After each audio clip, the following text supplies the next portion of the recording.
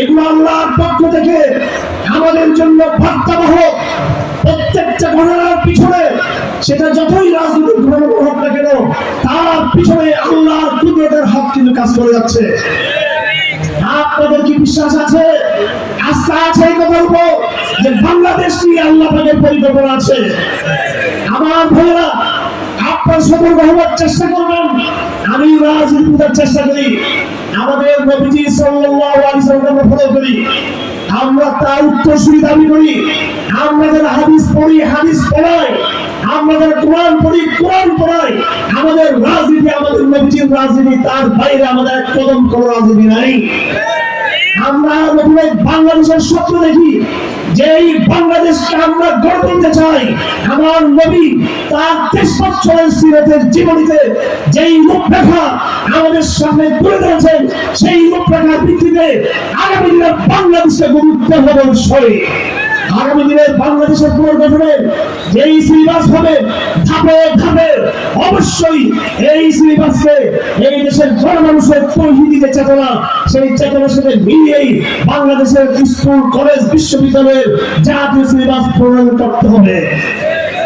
কথা হচ্ছে সংবিধান, সংবিধান রচিত হবে এই দেশের আপনার তৌহিদি মানুষের জন্য, যারা বিগত 5 আগস্টের আগে অকাতে রক্ত দিয়েছে, আবু সাইদ রক্ত দিয়েছে, আব্বাস ফাহাদ রক্ত দিয়েছে, ছাত্র চত্বরে আলেম সমাজ রক্ত দিয়েছে, ফতোয়ার আন্দোলনে আলেম সমাজ রক্ত দিয়েছে, কোরআন বিরোধী নারী আন্দোলনের সময় ওলামা সমাজ রক্ত দিয়েছে, ওলামা একরাম রক্ত ইতিহাস অনেক দীর্ঘ।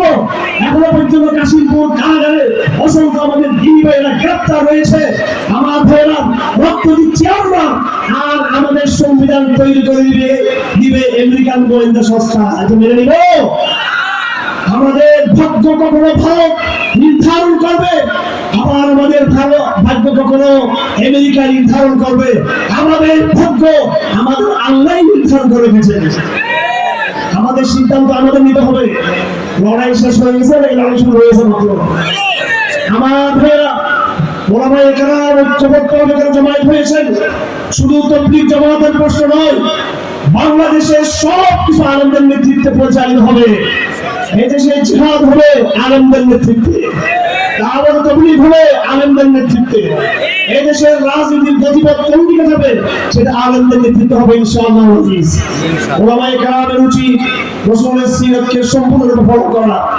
আমার ভাইয়েরা, সময় সংক্ষেপ, আপনাদেরকে বেশি কথা বলার দরকার নাই, কারণ আপনাদের ইতিহাস আছে। আমার ভাইয়েরা, আমাদের পিছনে দুটি শক্তি আছে মনে রাখবেন। আমাদের পিছনে একটা বড় শক্তি হলো ঐতিহাসিক প্রথম যে শক্তি, সেটা হলো আমাদের নবীজির সিরাতের শক্তি। আমাদের পিছনে আমাদের নবী আছে, নবীর সাথে বিশাল এক কাফেলা জমা আছে, সেটা হলো সাহাবায়ে কেরামদের জামাত। কথা ঠিক না বেটি?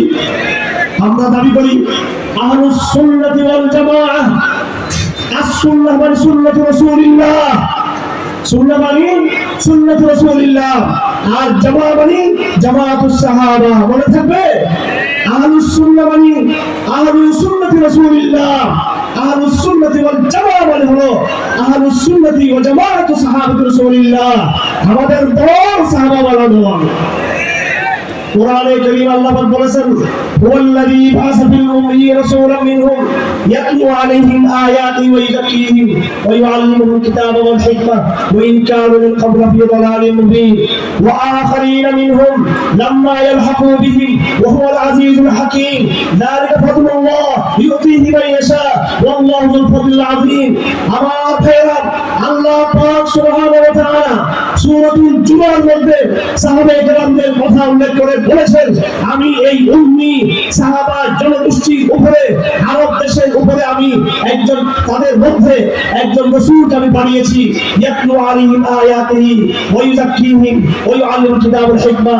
তাসকিয়া করবেন, তালিম দিবেন, আল্লাহ পাকের দ্বীনের দাওয়াত দিবেন। এরপর আল্লাহ পাক বলেন, ওয়া আখারিনা মিনহুম লাম্মা ইয়ালহাকু বিহিম ওয়া হুয়াল আজিজুল হাকীম যালিকা ফাদলুল্লাহ ইউতিহি মান ইয়াশা ওয়াল্লাহু যুল ফাদলিল আযীম। এই আয়াত তেলাওয়াত করে আমাদের নবীজি, তার পাশে বসেছিলেন একজন অনারব সাহাবী, যার নাম সালমান আল সিনাই ছিল না, তিনি ছিলেন পারস্যের ইরানের। আমার নবী তার হাত থেকে বলেছেন, আল্লাহ 2 নম্বর আয়াতের মধ্যে বলেছেন যে তাদেরও মর্যাদা সাহাবাদের মতো। তারা কারা?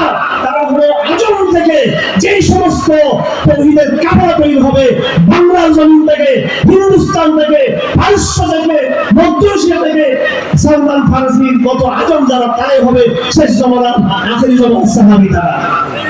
সুতরাং আমরা যে এই জমানার সাহাবী, এর সার্টিফিকেট কোরআন শরীফে আছে না নাই? আমরা এই জমানার কি? আমরা এই জমানার কি হতে চাই? এই জমানার সাহাবা হতে চাই।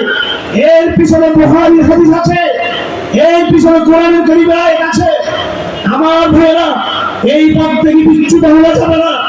সাহাবায়ে কেরামদের অন্তরে যদি সামান্যতম বিদ্বেষ দূরের কথা, গালাগালি দূরের কথা, সামান্য যদি তোমার মনে যদি সন্দেহ থাকে, তুমি মনে করবা তুমি একজন মুনাফিক। তুমি আমাদেরকে আখেরি জামানায় দ্বীন বিজয়ের দায়িত্ব আল্লাহ পাক দিয়েছেন, সেটা একমাত্র হবে যদি আমরা সাহাবায়ে কেরামদের নিজেদের বড় মনে করি।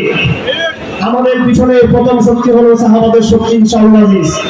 আমার ভাইরা, আমাদের বলতে আমি এখানে বিশ্ব ওলামায়ে কেরাম থেকে বলছি, আমি ওলামায়ে কেরাম যারা রয়েছেন, নিজেকে জানার চেষ্টা করুন, নিজেকে বোঝার চেষ্টা করুন। ভারতবর্ষে আমাদের দীর্ঘ সংগ্রামের ইতিহাস রয়েছে।